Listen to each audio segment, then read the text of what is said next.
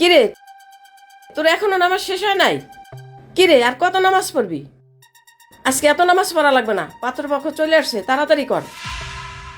ওট ওট ওট, তাড়াতাড়ি ওঠ। মা, আমার নামাজ আগে। আর তুমি নামাজের সময় এভাবে কথা বলছো কি জন্য? ওঠ তো, আর নামাজ পড়া লাগবে না, দেরি হয়ে যাচ্ছে। বস, তোকে মেকআপ করতে হবে। কিন্তু মা, তুমি তো জানো আমি 5 ওয়াক্ত নামাজ কালাম পড়ি। আমার এসব মেকআপ পছন্দ না। এত কথা বলা লাগবে না, ঘুমটা খোল, মেকআপ দিবি এখন।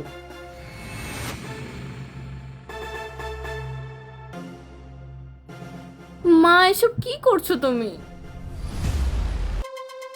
আসসালামু আলাইকুম। ওয়ালাইকুম আসসালাম। মা, তোমার হিজাবটা খোলো। আপনি হিজাব খুলুন। না, আমি হিজাব খুলতে পারবো না। আচ্ছা, মেয়ের কোনো সমস্যা আছে নাকি? মেয়ের কি কোনো সমস্যা আছে নাকি? নেড়া নাকি? হিজাব খুলতে বলেন। বাবা, এটা কিরকম কথা? আমরা মেয়ে দেখতে আসছি আর উনি হিজাব খুলবে না, তাহলে কিভাবে আমরা মেয়ে দেখব? আপনার কোনো ধরনের সমস্যা আছে নাকি? না না, কি বলছেন এসব? নিশ্চয়ই মেয়ের কোনো সমস্যা আছে, আগে তো বলেন নাই। আগে বললে তো আমরা আসতাম না। শুধু শুধু আমাদের সময়টা নষ্ট করলেন। এই হিজাবটা খোল। না মা, আমি হিজাব খুলতে পারবো না। আপনি হিজাবটা খুলে দিন। এই হিজাব খোল তো। না মা, আমি হিজাব খুলবো না। তোকে খুলতে বলেছি না? আরে এই কোথায় যাচ্ছিস তুই? আরে এটা কি হলো? হ্যাঁ বাবা, মেয়েটা তো এভাবেই চলে গেল। তার মানে কি বোঝা যায় বলো তো? মেয়েটার অন্য কোথাও সম্পর্ক আছে। আপনারা বলেন না কেন আপনাদের মেয়ের যে অন্য জায়গায় সম্পর্ক আছে? এটা অবশ্যই আপনাদের বলা উচিত ছিল। অযথাই আপনারা আমাদের সময় নষ্ট করলেন। আমাদের সম্পর্কে আপনাদের কোনো ধারণা আছে? আমাদের কত টাকা পয়সা জানেন? আমাদের বাড়ি গাড়ির কোনো কিছু অভাব? আমার একমাত্র ছেলে, তার বিয়ের জন্য আসছি, তাহলে সময় নষ্ট করে আমাদের কেন আসতে বললেন? আমাদের সাথে কি ফাজলামি করছেন? বাবা চলো। দাঁড়ান আপনারা। কি সমস্যা ছিল আপনার? আচ্ছা, আমার অপরাধটা কি? আমি 5 ওয়াক্ত নামাজ পড়ি, এটা আমার অপরাধ? নাকি আমি পর্দা করি, এটা আমার অপরাধ?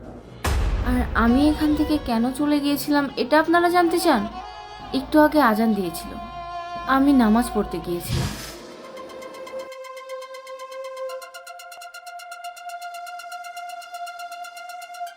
আর আপনারা তো জেনে শুনে এখানে এসেছিলেন যে আমি পর্দা করি, 5 ওয়াক্ত নামাজ পড়ি। আমার মনে হয় কি জানেন, আপনারা এখনো আদিম যুগেই রয়ে গিয়েছেন। আর আপনারা যে এত টাকার গরম দেখালেন, এগুলো তো সব অসৎ পথের উপার্জন করা টাকা। আর আমার আপনার মতো এত টাকা পয়সাওয়ালা জীবনসঙ্গীর কোনো দরকার নেই। আমার এমন একজন জীবনসঙ্গী দরকার যে সৎ পথে চলবে, 5 ওয়াক্ত নামাজ পড়বে, আল্লাহর ইবাদত করবে। আপনারা এখন আসতে পারেন। চল বাবা। দাঁড়াও বাবা, আসলে আপনার এই কথাগুলো না আমার ভিতরে অনেকগুলো ভাবনা সৃষ্টি করেছে। আমি তো সবসময় বাবার ব্যবসার পিছনে ছুটেছি, কিন্তু এইভাবে তো কখনো ভাবিনি আজকে আপনি একটা মেয়ে হয়ে আল্লাহর পথে আছেন, 5 ওয়াক্ত নামাজ কালাম পড়েন, পরকালের ভয় করেন। অথচ আমরা, বাবা উনি তো ঠিকই বলেছেন, আমাদের তো একমাত্র পথ আল্লাহর পথ। আপনার কথাগুলো না আমার জীবনটা পরিবর্তন করতে ভাবিয়ে তুলছে। আমার এখন মনে হচ্ছে আপনার মতো মানুষ আমার জীবনে দরকার। আমাদের ভুল হয়েছে, আপনি আমাদের ক্ষমা করে দিন। আপনি প্লিজ আমাদেরকে ফিরিয়ে দিবেন না।